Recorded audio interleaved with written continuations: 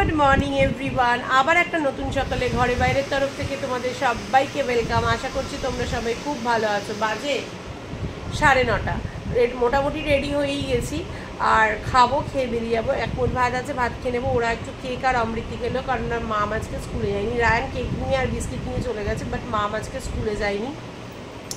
তো মঙ্গলা মাম আর ওর বাবা খেয়েছে অমৃতি আর কেক। আমি খাবো না, আমি এক মুঠ ভাত খেয়ে যাবো। তো এই হচ্ছে ব্যাপার।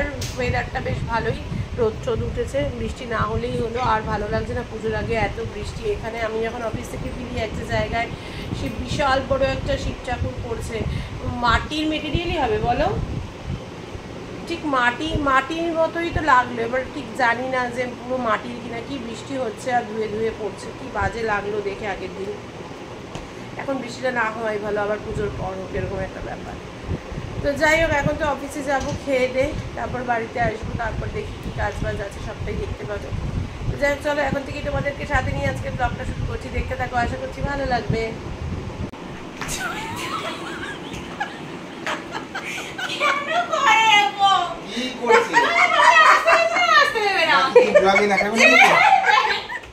ওই রকম ভাবে থাকে তো ওই জন্য ব্লগে আসবে না, ওদের এখন প্রেজেন্টেবল ভাবে নেই।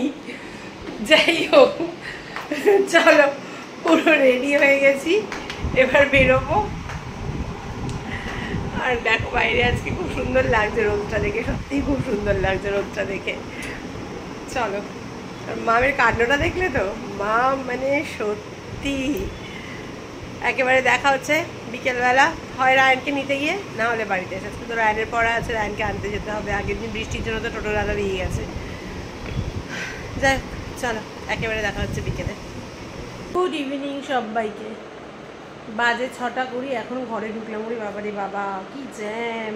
স্বাভাবিক, ভীষণ স্বাভাবিক। বৃষ্টির জন্য লোকে তো বেরোতেই পারছে না। লোকজন বেরিয়েছে আর রাস্তাঘাটে না আছে অটো, না আছে কিছু, মানে মারামারি করে অটো ধরতে হয়েছে, মারামারি করে অটো চেঞ্জ করে আবার মারামারি করতে হয়েছে, এরকম একটা ব্যাপার।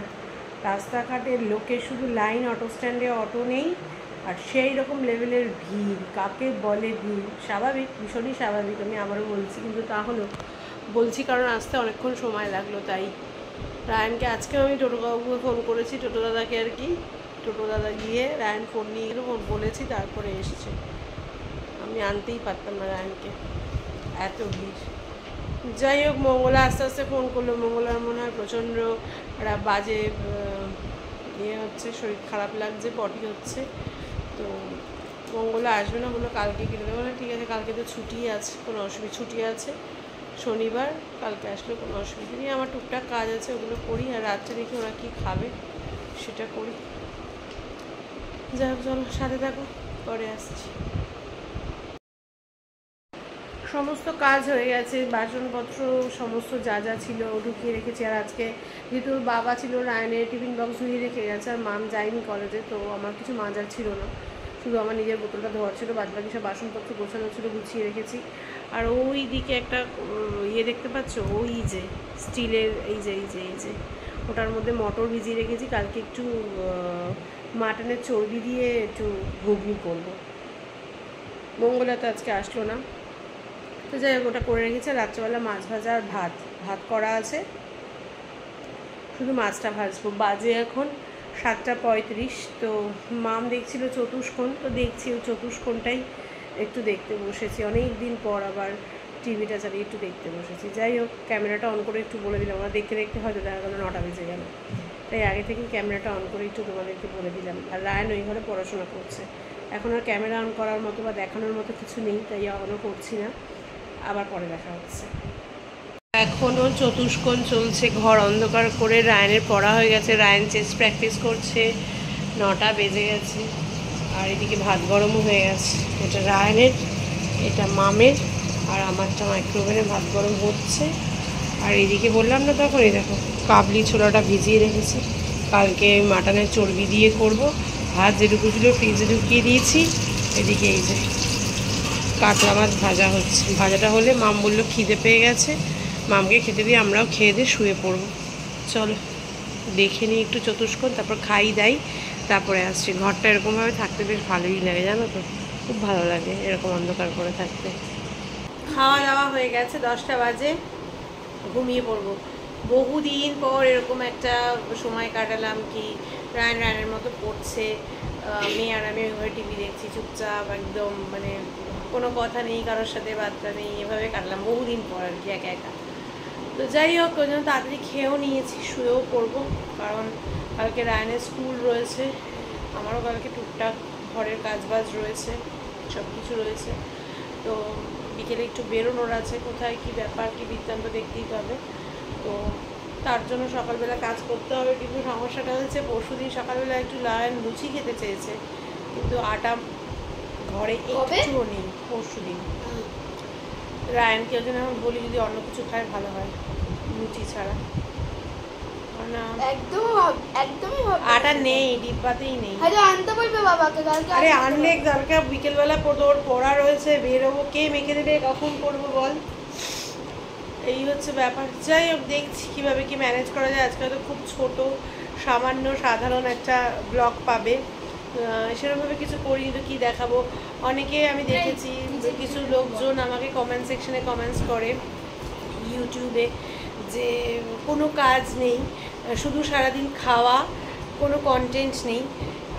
আমি একটা কথা বলি এই পরিপ্রেক্ষিতে, আমি ডেলি ব্লগ করি, ঠিক আছে, ডেলি আমি যেভাবে কাটাই আমার দিনটা আমি সেটা দেখাই।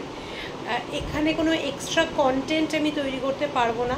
এখনও অবধি আমি বড় মাপের কোনো ব্লগারও হইও নি, আর যেরকম আছে সেরকমভাবে আমি দেখাতে চাই যে আমি সারাটা দিন কীভাবে কাটাই। আমি প্রচুর ব্লগারের ব্লগ দেখেছি, যারা সারাটা দিন কীভাবে কাটায় তারাই দেখায়। আর ঠিক কন্টেন্ট বলতে আপনি যেরকম বলে দেবেন, আমি কন্টেন্ট ওভাবে ক্রিয়েট করতে এখনও হয়তো সড়গড় হইনি, তাই আমি যেভাবে নিজে সারাটা দিন কাটাই সেরকমভাবেই দেখাতে আমি বেশি কমফোর্টেবল, তাই সেটাই দেখাই। আর ওই যে বললাম, আমি প্রচুর ব্লগারের ব্লগ দেখেছি যারা কিন্তু সারাদিন এরকম কীভাবে কাটায় সেটাই করে। অনেক বড় বড় ব্লগার রয়েছে সেখানে, আমাদের মতো এরকম চুনোপুটিরা নয়, অনেক বড় বড় ব্লগার রয়েছে সেখানে। তো যাই হোক, যার আমার ব্লগ দেখতে ভালো লাগবে না কোনো অসুবিধে নেই, সবার যে সবটা ভালো লাগবে এমনটা নয়। আর আমি তো খুব সামান্য একজন মানুষ, খুব সামান্য একজন ব্লগার, না ভালো লাগাটা খুব স্বাভাবিক অনেকেরই, তো স্কিপ করে যেতে পারো, কোনো অসুবিধা নেই। আর যারা যেটুকু ভালোবাসা দিয়ে আমার পাশে আছো তারা থেকো এভাবেই, আস্তে আস্তে নিশ্চয়ই হবে, সবটাই হবে আস্তে আস্তে। সেটার জন্য সবটা একটু তো লাকলি করতে হয়, সময় লাগে, মানুষের পরিশ্রম, সবটাই করছি। দেখো, আমি সংসারও সামলাচ্ছি, আমি অফিসও করছি, রান্নাবান্নাও করছি, ব্লগও করছি, সবটাই করছি, তার ব্যবসাও করছি। তো তারপরেও কিছু কিছু নেগেটিভ কমেন্ট শুনতে হয়, তো এটা খুব স্বাভাবিক, কারণ এটা সোশ্যাল মিডিয়া। আমি জানি যে সবাই পজিটিভ দিক দেখবে না বা কমেন্টস করবে না, নেগেটিভটাই খোঁজার চেষ্টা করবে, তাতে নো প্রবলেম, কোনো অসুবিধার কিছু নেই। তো যাই হোক, চলো আজকের মতো অনেক কিছু বলে ফেললাম, প্লিজ ডোন্ট মাইন্ড, কেউ কিছু মনে করো না। আমার আজকে মনে হলো ব্লগটা ছোটো, তো এই কথাগুলো বললে ব্যাপারটা অনেকদিন ধরেই বলবো বলে ভাবছিলাম, কিন্তু কোনো রকমভাবে পাচ্ছিলাম না সময় সুযোগটা। তো আজকে যেহেতু ব্লগটা এমনিও ছোটো ব্লগই যাবে, তার জন্য আজকে একটু শেয়ার করি তোমাদের সাথে। অনেক দিন ধরেই, মানে ভদ্রমহিলাই যিনি আমাকে কমেন্টস করেন, তিনি আমার ব্লগও দেখেন, অথচ এই ধরনের কমেন্টসগুলোও করেন, সারাদিন খায় কি জানি, খাওয়া ছাড়া তো জীবনে খেতে তো হবেই, 4টে বেলা খাওয়া তো দরকার।